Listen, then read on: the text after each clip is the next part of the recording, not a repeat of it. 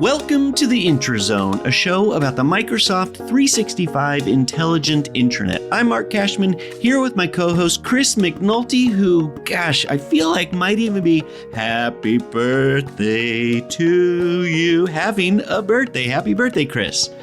Thanks.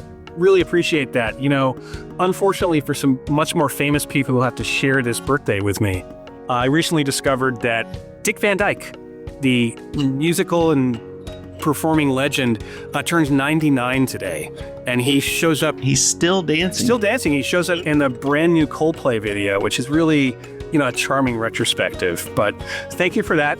We are recording this on December 13th, so in the midst of the holiday season. So I'm inclined to also say to you, Mark, ho, ho, hello. Well, tell us a little bit about this gift that we have for this episode. Today, we're going to be sitting down with Michelle Caldwell from the Synergy Alliance and get her insights about how best to envision and plan for employee effectiveness and to focus on how your organization can deploy a framework to really drive strategic operations and functions across the enterprise with people, with the content, with the processes, and all the rest. We're going to hear a lot about how you bring it all together and how you think about it from the really early days of conceptually, what are we going to do? What should we do? And of course, through Michelle's eyes, getting that real knowledge about how to take an empathetic approach to the modern workplace, however you want to describe it, keeping employees more engaged, having better top-down distribution of what your proposals are and what your strategies are. And there's, of course, a lot that you can do from theoretically how you should operate or maybe change some operations. And then, of course, landing that in the technology.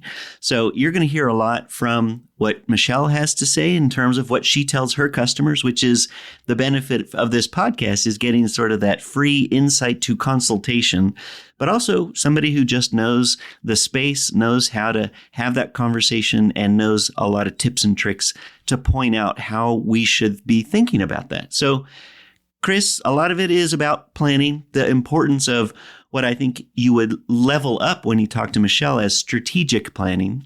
But any thoughts there?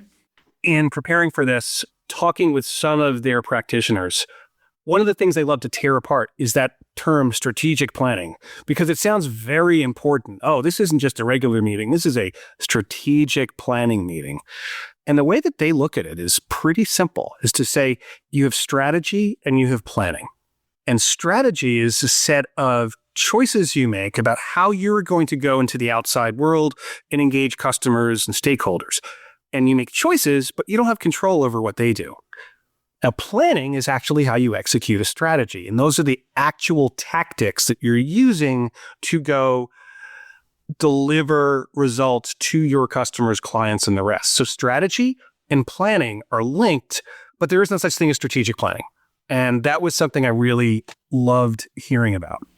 Yeah, I think when you gather up together what it is that we're trying to accomplish, you have goals that you want to distribute and lock down so that you know what it is that are the business priorities.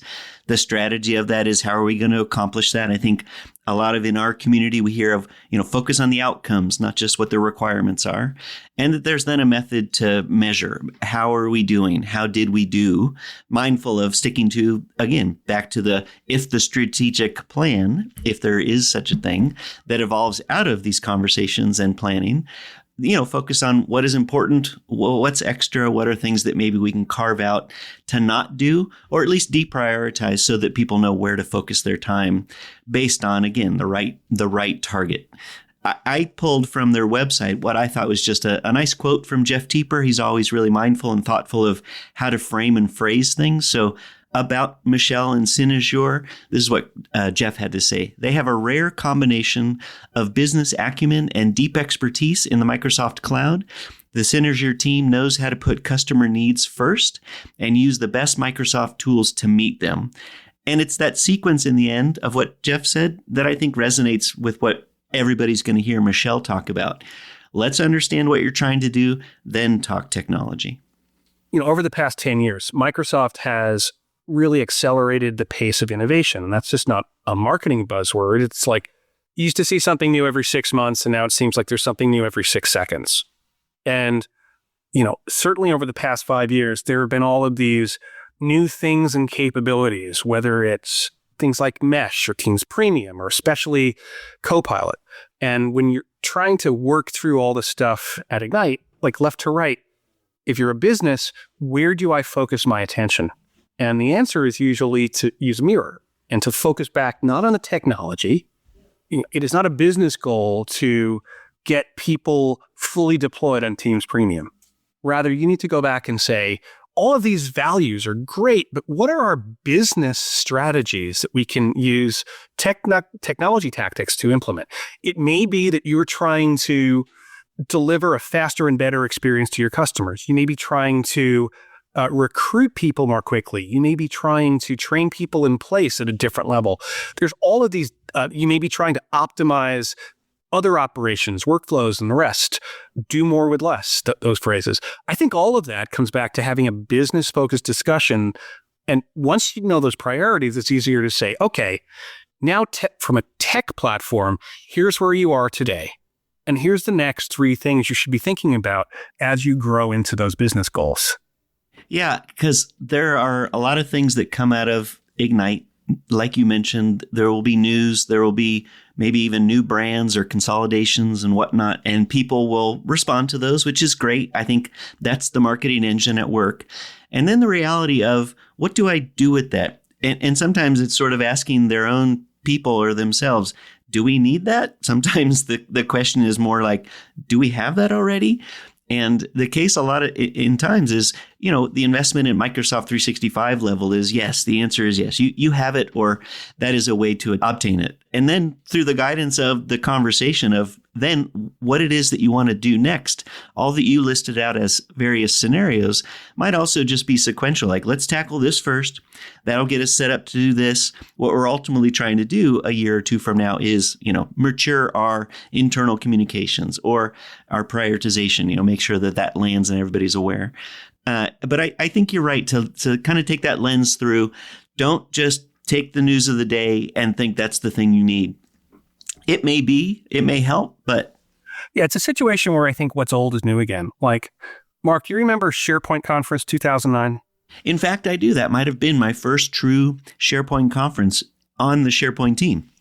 And I think for a lot of this audience, you may have been there, or at least know what I'm going to reference. This is prior to my days at Microsoft, but there was a thing that we call the wheel, which were the 6 areas that SharePoint could address, things like sites and process and content and all the rest.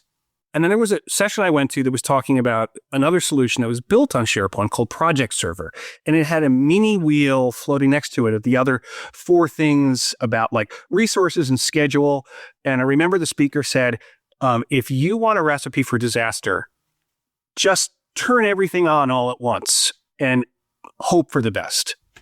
We're at a much larger playing field now with that range of solutions, and like turn it on and see what happens is never a recipe for success. Yeah, that sounds like a bad recipe. I think the good recipe is there are multiple pies out there that are edible and offer a lot, but you still have to negotiate. What are we going to set the table with? How are we going to eat? Who's coming for dinner?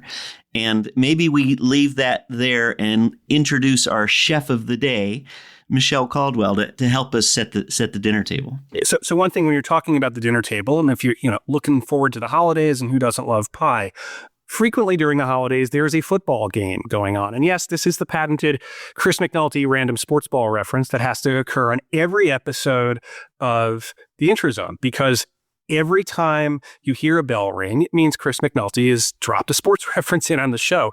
So if you're listening to football, there's usually always a disclaimer about this broadcast is the property of the National Football League and any representation, blah, blah, blah, blah, blah. So in the interest of that, just full disclosure, I have a strategic advisory relationship with some of the folks at Synerger. So I just wanted to make sure we got that out of the way before we bring our guest on today. Sounds good. I think you're just going to still get Chris's mind full of goodness. We're going to bring in Michelle, who will bring an additional mind full of goodness. I think it's a great conversation we had with Michelle. You're going to love it. Let us take now the moment to jump right in with Michelle Caldwell.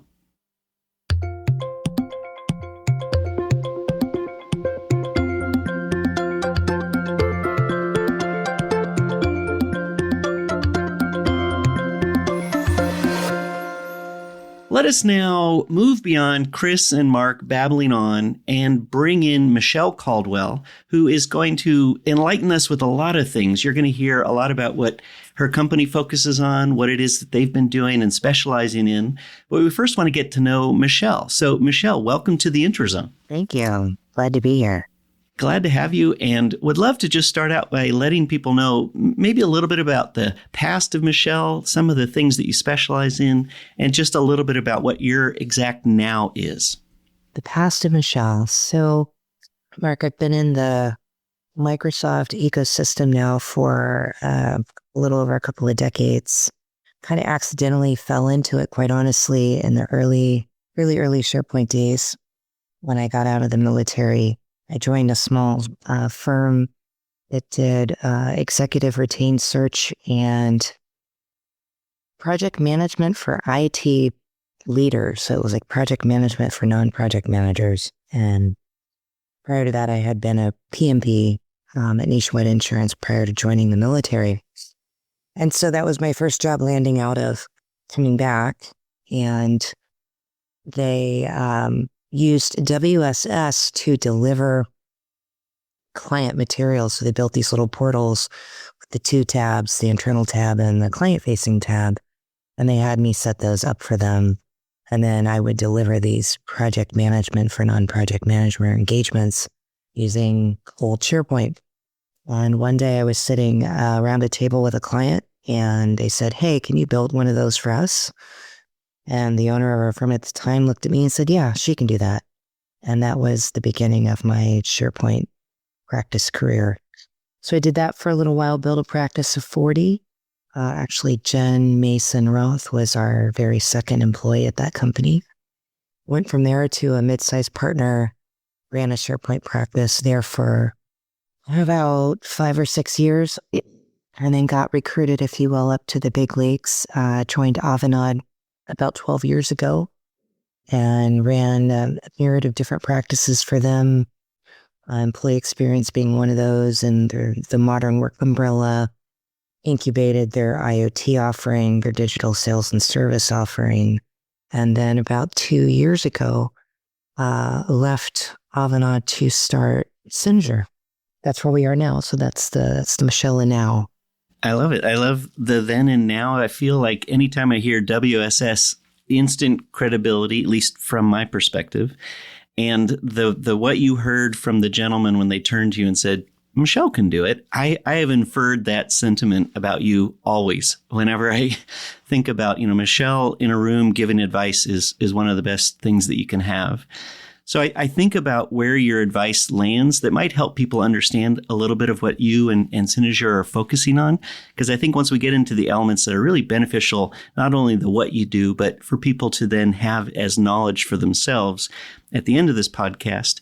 We've been at this end of year sort of through the hustle and bustle of various events. So I thought through the lens of events, we've got TechCon Dallas.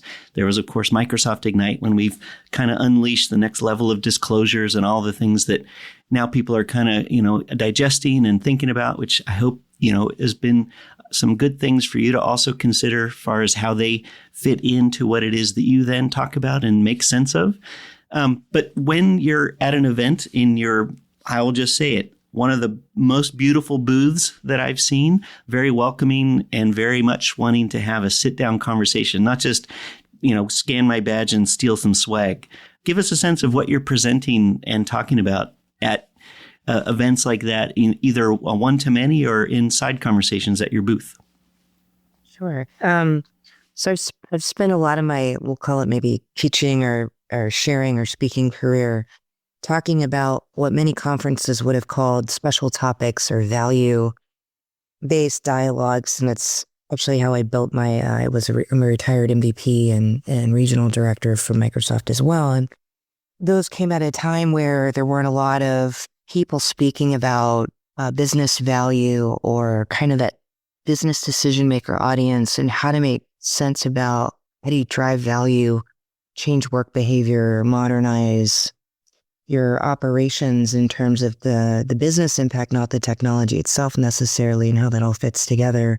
I'll often be found talking about this in Dallas this past November, my topics ranged from information architecture for AI. So that spanned well beyond just generative AI. There's multiple categories of AI out there, and how do you fit the puzzle pieces together in terms of the business and processes to make sense of all those pieces, and how do you drive true impact and value, and then how do you even select and all the possibilities that AI could bring to your business, what you as an employer, as a leader may want to champion within your organization. Like, how do you make those kinds of decisions? How do you identify those processes? How do you prioritize those processes? And then how do you get support? And then how do you measure the potential business value is one of the areas where I now spend time working both at conferences and in the booth and with clients. And then other things like self-care in a digital age was another topic that I've recently been talking about. And there's obviously a lot in the Microsoft ecosystem that you guys have been building over the past, let's say 5 or 6 years, to help employees and leaders make better sense of how to bring more empathetic approach to caring for employees, using data from signals in the graph and things like that. So really showing people how to both take the human side of that and the technology side of that and bring that together for a better employee experience. And then often with customers, with me, I think it's less about, tends to be less about like, what are all the bits and bytes and features, and more about, again, how do we drive more value with the investments we have made?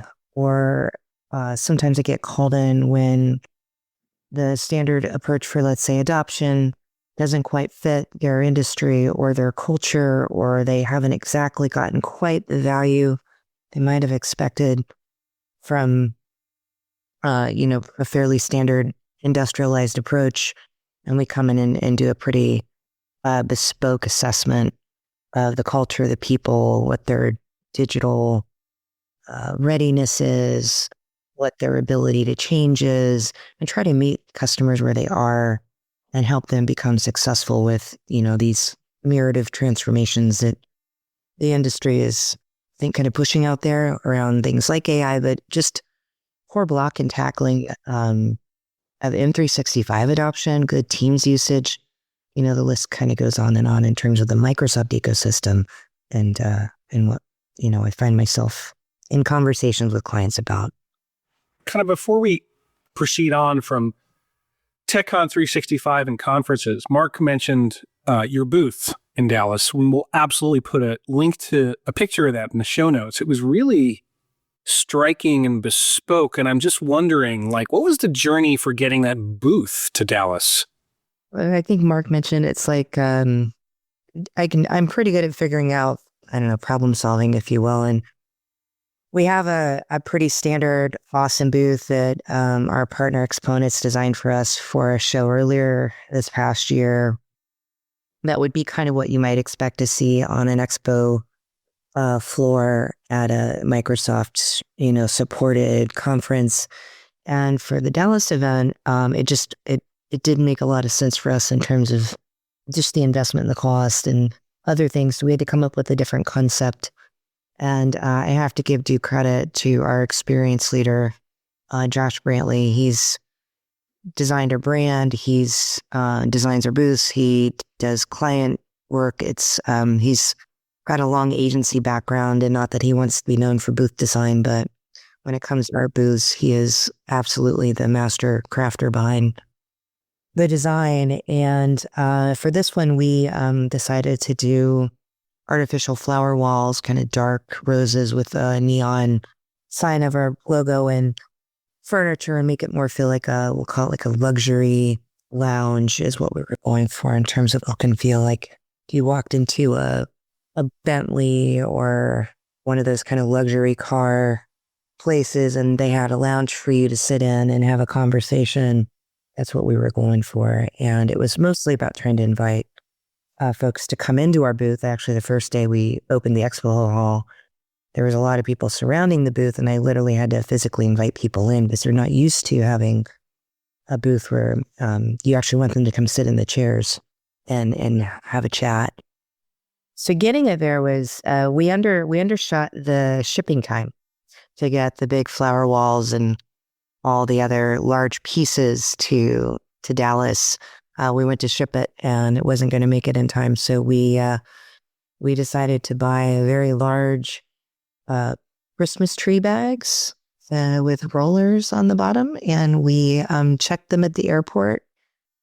When we got to Dallas, here came these humongous red and green Christmas bags on the regular luggage carousel. And that's how we got our booth to Dallas. So for the audience, the booth was visually fascinating with like the dark backdrop and neon signs and white lounge furniture and a holographic projector. It's fascinating that the journey for that booth went through checked luggage. But I'd like to ask you about a different journey. One of the things I know that Synerger's philosophy is really people focused. And, you've termed this the employee effectiveness journey. Could you kind of share a little bit about that approach and what it means? It's employee experience, I feel like it's a common term used. I dare say it might be overused at this point. However, that's commonly how people identify improving experiences that touch potentially an employee's day-to-day work. And I don't know, I've spent a career of decades in this space, and I prefer employee effectiveness because just improving the experience may not mean it makes it more effective necessarily. There's a lot of interesting technology out there that companies implement or deploy in the kind of trying to gain an improvement in that and experience side of things, which is important, but often skip the steps necessary to ensure that not only are the experience might be, considered improved, but is it making the employees more effective? Because that, to me, is the carrot. To get people to change ways of working, it not only has to look better and seem better and be more modern, but must actually help me be more effective as an employee and potentially make time for things that might give me more time to be, thoughtful or to think about things or have quiet time or focus time. And so to me, employee effectiveness is kind of the goal that we strive for when we work with clients. It shows up in ways, and we often won't term things like MVP, most viable product. We tend to like using terms like most lovable, MLP, most lovable product.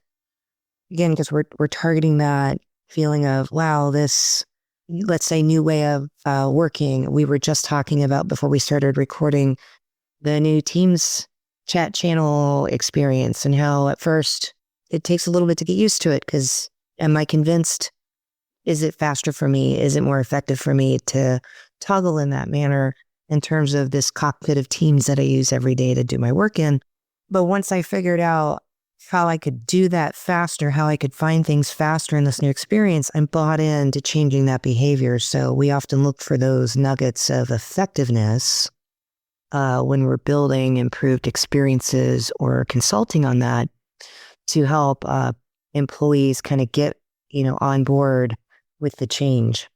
And I don't know about you, but if something saves me time or gives me more time to do the things that I more enjoy at work or at home, I'm much more likely to adopt it and to try it and to stick with it than if you just tell me it's just better because you said so. So we look for that effectiveness factor in the work that we do with our clients. I think that's one of the things that's sometimes hard to quantify. When you were talking a little bit earlier, I thought you come into these conversations and there must be at some level, the folks that you talk to are fairly senior. They've already got some level of a framework in mind of how they want to approach and what level of adoption and what technology they have. Sometimes they don't know the details, in terms of how to adopt better or what's new. I get a sense that a lot of people haven't taken this approach for, kind of thinking the people first. I remember one of the early features of Viva that I was a little surprised that we were shipping, but it really fits in with what you said, which was the mindful meditation, put on 5 minutes that just takes you a little bit out of your way. If not, just step away from your computer and go for a walk. And, even that being, like you were saying, an effective way to use the technology to almost stop using technology for a moment was unusual. And then to have it be over your shoulder, here's where you're focusing your time. Maybe you could do a little bit of this, a little bit of that differently. And the second part of what you mentioned was from a tech perspective. We're in this new era of AI, or the AI landscape now that we're all getting used to is changing. And I imagine that brings a lot of challenges and opportunities for both how people understand it, what's available to them, or what they might invest in. We're putting our toe in the water in a significant way in that direction. And my assumption is that then brings you into a lot of conversations as a guide to the customers. So what do you find, besides where are people at with AI? Where is it that they should be going when they invest time with you? What are you telling them? In terms of often where we begin is, and it comes a little bit along with like how we work with our clients. It's, one thing to build out and understand the people side. I think you have to take it even maybe a step deeper. We do a lot of what industry would call design-led thinking workshops, or Luma. We like to call it collaborative thinking because we bring probably 5 or 6 methodologies into the core of that. Those are some of them, but we use some others as well. And it's understanding the humans and the flow of the work they're doing, whether that's by role or by department. Sometimes it's even, this is stuff I've done for a long time, but it kind of fell out of popularity, which I'm not really sure why, because it was always really effective approach in terms of like job shadowing or ride-alongs. If I think in terms of like field, I was recently talking with a customer who will remain nameless, and they said, hey, our regional field leads, we can't get them to stop, using thumb drives from location to location, and we really want them to use the cloud for files and all this stuff. And I, asked the question, so does anyone ever, did a ride-along to find out why, like what's in the way? Because generally employees want to try to do the things their organizations are asking them to do in terms of data protection, safety, all that good stuff. But if they're not, there's usually like a pretty like human obvious reason, if you were to go just observe it and see it, that might be in the way, that just if you could remove the barrier, right, they're more likely to adopt the thing you're asking them to do. I think this same thing rings fairly true with AI. You can't just, lots of organizations are enterprise-wide getting like, let's say Copilot, because that's a very popular topic right now. And you guys are doing a great job, like selling that Copilot at an enterprise level. And then it just ends up getting, one, piloted within IT to me is not a pilot. It is, but it's not in terms of like, of course, if you can't get it to work in IT, you've got a much bigger problem, because they tend to be your more digitally savvy employees, right? And also more willing to try new things and drink the champagne, right? And be the model.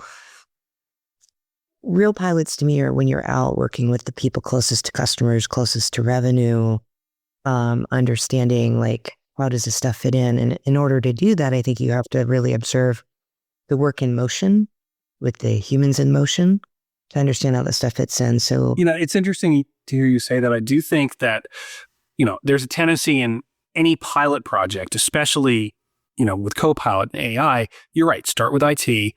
And then, I understand picking kind of the path of least resistance, get the enthusiasts to be early adopters, fantastic. But I think, I do think it's kind of hard to get the learnings you need until you're introducing it to people who, A, are a little skeptical, and B, are actually using it. Like I've seen a lot of executive programs where Copilot goes to the 50 most senior people in the company so it can be the cool kids program, which is nice, but you don't always get the usage there. So I do think that focus that you're mentioning is really helpful. When the thumb drives were kind of part of the challenge or concern, was the answer from the ride-along the fact that there was limited wireless connectivity to the cloud when they were on site? it's one of the challenges, Mark. Yeah. I feel like that paying attention to not so much the what we ask people to do, but what they then end up doing is really important, especially when it comes to something new. And if the pilot is effective, most likely it's going to be because there's clear awareness of what it is, there's clear objectives of what we're going to test and try out, and then there's just some hand-holding, top down. I really like the concept of a co-pilot pilot that goes well, flies well, and probably for a lot of the reasons that have been what is a successful way to roll out technology, name technology, put that in the blank, and go from there. Anyway, I just was curious on what you had inferred. Yeah, and Mark, I would add that like there's a lot of marketing out there in the ecosystem of the like co-pilot pilot concept, which is super clever. But I'm also like, where's the flight attendants in this? Because that's the care and feeding. Like, Absolutely. if the plane's in trouble, yes, you need the pilots up front, but you also need the flight attendants to keep everyone on the plane calm and safe and direct them and support them. And if you don't get your beverage service, you didn't consider that a good flight, right? Or your meals. So where's the flight attendants in this journey if we're talking on this whole perspective? I love that. I would observe the flight attendants may be distracted by the question of why are there so many Christmas trees in the cargo hold today? But that's a different issue. And then the crew that cleans up the plane in between flights. I'm not going to take us down the rabbit hole of data governance and stuff. Hey, the laboratory and governance, there's a lot similarities there. Yeah, there's a lot going on there to make that flight enjoyable. So I like to think we have a team of people that fill a lot of the different slots, if you will, want to make that plane association that a lot of people are making these days. Yeah, sure, we've got some co-pilots, but we've also got flight attendants and trash people and great people on the runway. And I think it takes all those types of roles willing to do the necessary, the needful to make, if we're going to stay on the AI topic, things like co-pilot successful. And that's where I often see some of these enterprise programs are falling down, and we're ending up, in the cleanup mode of supporting bringing maybe a broader support angle with a little more empathy into the mix to fulfill more than just the co-pilot seat, if you will. Well, the next thing I want to turn our attention to is an offering that Cynosure has released recently, understanding that a lot of folks out there who are listening to us on the IntraZone are technical. So Cynosure has released something called the Company Operating System, which is not a piece of technology, but as I understand, is a management framework to help bring structure to the way that an organization defines its mission, purpose, and values, how strategy is formed and established, how planning happens, and maintaining a rhythm moving forward. If I'm getting that right, can you talk a little bit about what is the Company Operating System? A lot of organizations I've worked with in my career, both personally as an employee and then also as a consultant or advisor or partner, if you will, has like a version or components of, what we would term a company operating system defined, right? They often will have something from a values perspective documented, mission, like why do they exist in the world, both in the world and to their customers, to what degree they live that culturally, and interweave that into how they set targets and goals for their people, varies greatly. The one place I find that varies greatly on the mileage is the strategy itself and the planning. And where we kind of draw a line is that planning isn't strategy necessarily, right? Strategy is a very different animal than like annual planning, if you will. And that's where I think a lot of clients have a bit of confusion.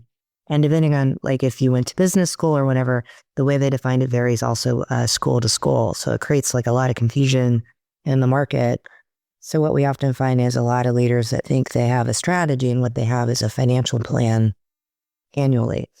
And strategy is a little bit bigger thing than that. It's, even within this firm, at Cynosure, it's like, who do we want to be in 5 years? Where do we want to be on a playing field of our choice with customers that we choose to do business with, doing the work that we love in 5 years or 10 years, right? It's bigger, ambitious kind of things that should tie to how you operate your values, mission, purpose. And then from there you take, okay, what do I need to do in the next year in order to put myself in that direction, right? What are the decisions I'm going to make, both on the people front, the technology front, the financial front. It leads me in that direction. And that's, to me, company operating system kind of brings all those things together and then lines it up so leadership understands what direction are we taking strategically? How does that annual plan fit into that? And then how do my goals for myself and my people line into that? And even if I'm starting from, let's say, I'm going in and I'm helping a customer with adoption of M365, right? That's a common thing in the listening group that we're talking to. If I ask the question, this will usually tell me whether or not a company operating system, like strategy, planning, and all those things are lined up in the org. I will say, okay, if we're successful, the conditions of success that we will, let's say, come together and agree to at the end of the, adoption, let's say wave 1 of the program, how does that line up to your leadership's strategic goals? How does that line up to the company strategy? If I look at the website and I say, your strategy is this, your mission, values, purpose is that, how does this line into that? And if I can't find an answer, either with the stakeholders I'm directly working with, or their leaders, or their, let's say, senior leaders, then that's typically a symptom of not having a completely aligned company operating system that ties strategy to planning, to goals, to tactics.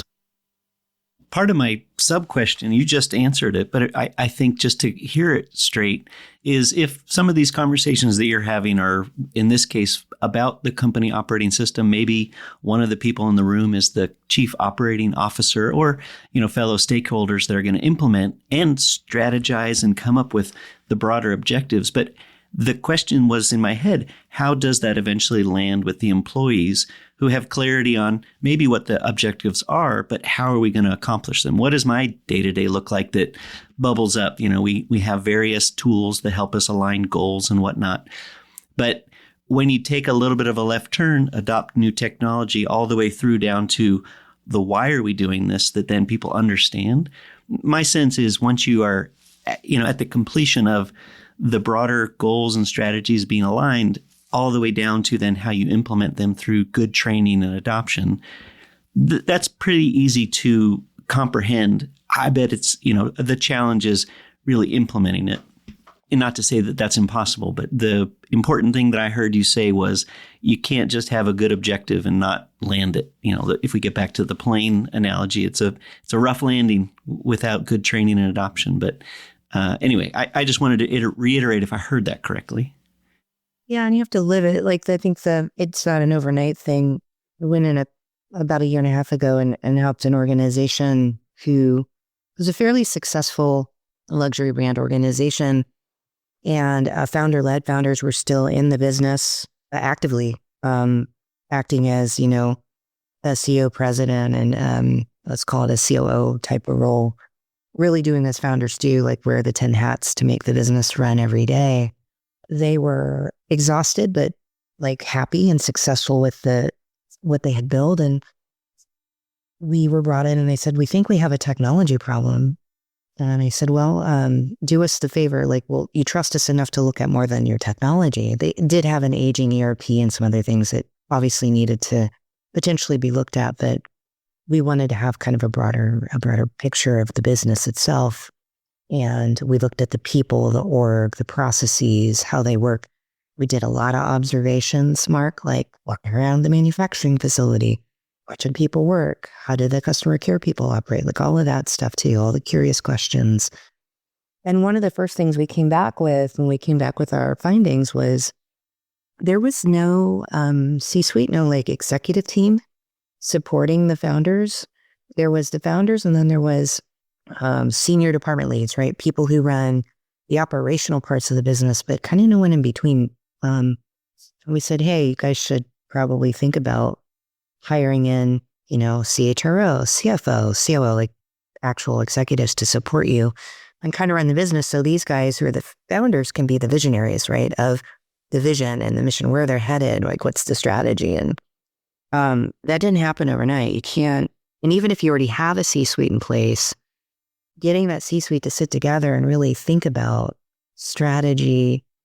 Are the values we've defined correct? Do we operate this way? Do we believe in this? And integrate this into our day-to-day work with our people, that takes time. And then to be able to then connect it to things that, as you mentioned, people out in the field with the clients or creating the products or doing, the stuff that's closest to customers and revenue. How do you then stitch that all back up together? It takes time and patience and endurance, but organizations that do this well consistently outpace their competition in performance. They're the ones that are outpacing in transformation, right? Because when they do decide to do something transformative, it can tie itself all the way up to strategically why you're doing it, all the way down to the employee on the line that now understands why that's happening and they have impact, and it ties up to a strategic initiative. They feel like the work that they're doing or the change that they're making matters. People want to feel like the work they do at work matters, right? In the day-to-day. And I don't know if you guys have spent much time reading about some of the recent reports on Gen X, but if we even just think about how much of Gen X is in our workforce now, they are very interested in being the best versions of themselves at work. They're very motivated to feel like what they do is the best work they can be doing. And if you can't communicate that effectively to them, you're not going to retain them as employees very well. Right? Places that can do that are going to win the talent war. They're going to retain those Gen Xers. So not to get us into a generational conversation, but it's a really important thing to be thinking about. I think it's very important. I know just very myopically through my own experience being a little bit beyond that generation or ahead of them, however you want to look at it. I approach things very differently in terms of I expected to be where I'm at for a while, as long as they'll have me. And I kind of took that as the reverse of what I'm now seeing. A lot of people, even some of my peers, where their plan is to be, I'll just say, at Microsoft for a couple of years and then take that as an opportunity. And if they aren't even getting what they need, the opportunity then lies where other customers, or clients have a better offer for them.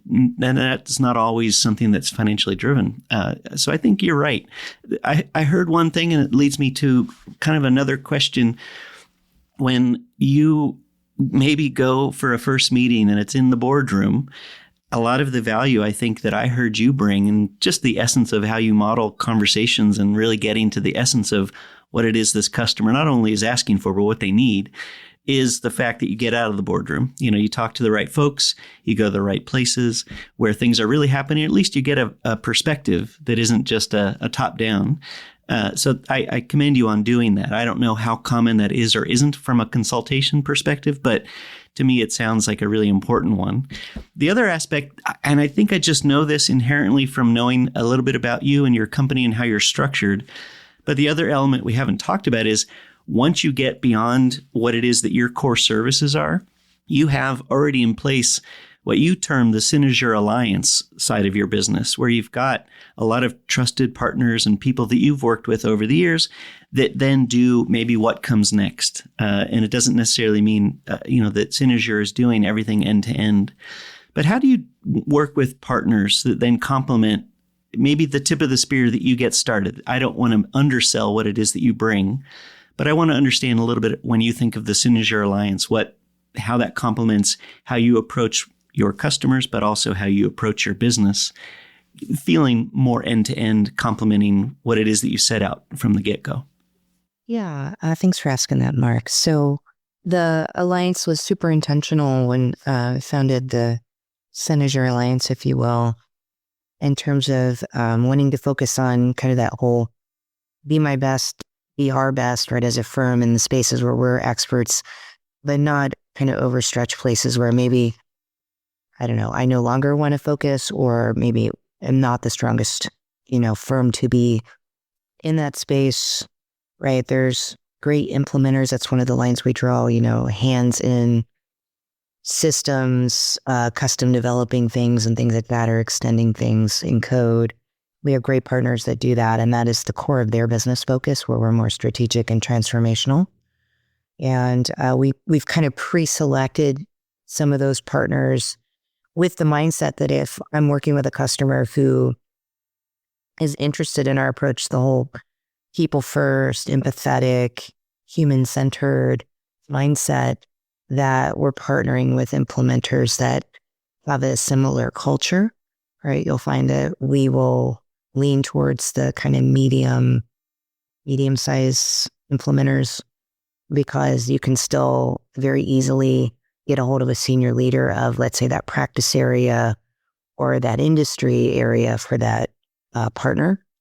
And you're not going up, 10 levels to try to find someone that can make a decision to help you if you find yourself in trouble or you need some extra support as a client. So we want to make sure that feeling of being close to the leaders, right, that can have impact at their businesses, they can match up quite easily.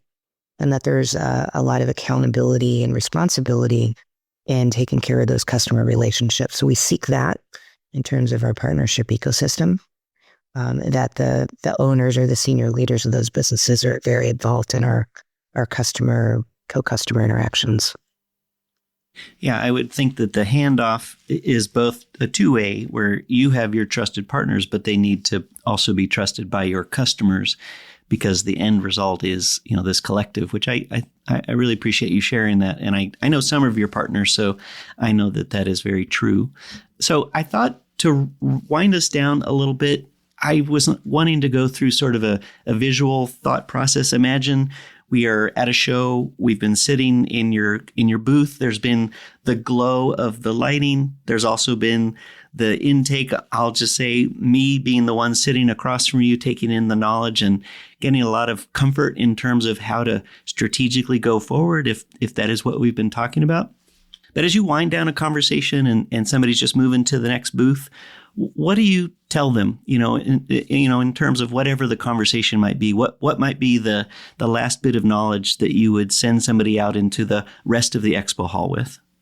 I think generally what we, if I could kind of bundle it into maybe like a meta walk away, is we often offer, which I don't know how common that is personally in the space that we sit in, but we'll often offer, instead of like just a follow-up call, often recommend we do a collaborative kind of workshopping session to really get down to the understanding of what's the friction point or what's the problem, what brought you to the conversation, to help the customers get clarity, right? Sometimes the problem isn't a problem we solve. Sometimes it's not, and we can send them somewhere where that problem can be solved. But I find that follow-up calls probably aren't as effective as having a collaborative working session where we're kind of discovering together what is really the problem. And sometimes you don't know what you don't know until you get now, let's say virtual, if you will, collective room with some other people and you start workshopping the problem. So I think that's usually our recommendation with someone we've met, let's say in our booth, is let's have a working session and let's figure it out, right? Together. And then give them clarity. I think you're correct. It sort of resonates with how you've shared a few things a little bit earlier, in the sense of somebody might bring you in and say to you, we have a tech problem. And I think if you were to just jump right into that and start going right into the tech, you would be doing them and yourself a disservice. Obviously, you take a different approach to really understand something before you declare it. And I think what you've termed as a boutique approach would be probably what everybody hopes from a good engagement. I want somebody to understand and tell me something I don't know. I might have a presumption of X or Y, but boy, Z is super interesting and probably a little more important, or let's discover that together. So I hear that in everything that you say, and knowing a lot of what's behind you as an individual, Cynosure as a company, and the frameworks, that I've seen you when we've worked together, over the course of a workshop or something that we had put together. You mostly put together. I asked and begged, would you do this? And you said yes. So I sort of could check that off my list for the event of the day. But it is just that there's a unique quality of, I didn't think of that, or I wouldn't have considered that, or I didn't even know that was a part of the solution to what at least I thought was my problem. So kudos to you, to the approach, but also just the reality of how you approach and I think take your customers through something that will be a discoverable, collaborative, and ultimately something that will benefit them probably in a way that they didn't first originally think. So I commend you. So Michelle, thanks again for coming in and sitting down with us here in the IntraZone. and explaining what, from your perch as CEO at Synergy Alliance, you're seeing in the market. What's next for you, and how can the audience stay in touch? So what's next for me? We are going to be launching. Sounds like they didn't exist before. Some of the stuff we're launching, if you will, air quotes, is work that we've been doing in the market for some time, but we're going to officially stub it out on our website. The whole cobbler's shoes and children thing. So we are going to be putting focus on, I would say, on a couple of offerings that we're going to make more aware to the market. Company operating system is one that we're working on at the moment in terms of marketing and making sure it's clear to the market that we can do that work. And then, some other things, we're finding more and more demand for fractional CXO type of work with our clients where, especially with the onslaught of AI and some other things, just having a good fractional advisor in place where you don't have to go out and hire a full FTE for that until you really have a good idea of if you need one or not long term and who's going to own that role and where are they going to sit in the org. So that'll be something coming in the new year from us alongside of some other transformational offerings. So if you're interested, keep an eye on our website. We recently launched our own podcast, Polaris Pathways, which Chris has been kind enough to host for us. And then I will be in Las Vegas in the spring at the community conference now. Mark, it's called I think it's the Microsoft 365 Community Conference. Yeah, we'll just call it the Microsoft 365 in Vegas. Yes, in the spring.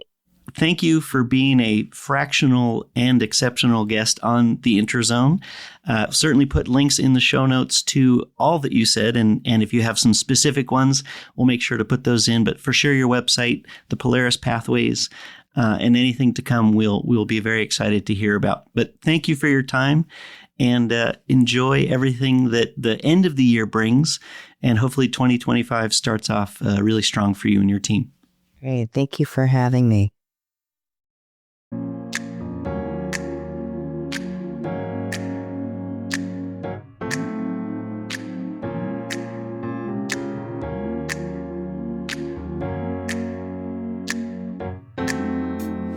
You have had a nice boutique, luxurious conversation with Michelle Caldwell. You have soaked up all of that knowledge, and we just want to now wrap things up and thank her. Thank you, Michelle Caldwell, for joining us on the Intrazone and sharing all that you know across the employee spectrum of goodness out there. We encourage you to check out our show page for links to all we talked about today and more. Visit us at aka.ms/the Intrazone. And if there's anything that still has you scratching your head with a question or feedback that you want to get to the SharePoint team, you can always email us at theintrazone@microsoft.com or chase us down on Twitter at SharePoint, at Synergy, at mcashman, and at cmcnulty2000. Remember to rate, review, and tell all your friends about the show.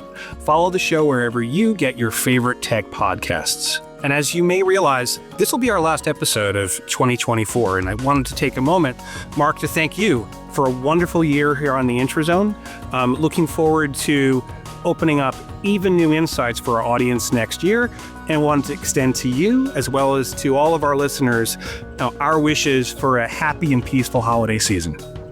Thank you, Chris. Happy holidays to you. I hope that 2024 in all aspects for the Intrazone and beyond are wrapping up well. It's always a pleasure for me to be able to have you as a co-host and to obviously listen to a lot of what it is you have to share, because making the podcast also means I get to learn from Chris McNulty and our guests. So to everybody out there, we hope you have a wonderful wrap-up of 2024. Thank you for listening to this episode. Thank you for listening to the podcast. We look forward to bringing you more episodes and more insights in 2025. Signing off, I'm Mark Cashman, and this has been The Intrazone, a show about the Microsoft 365 Synergy Intelligent Intranet.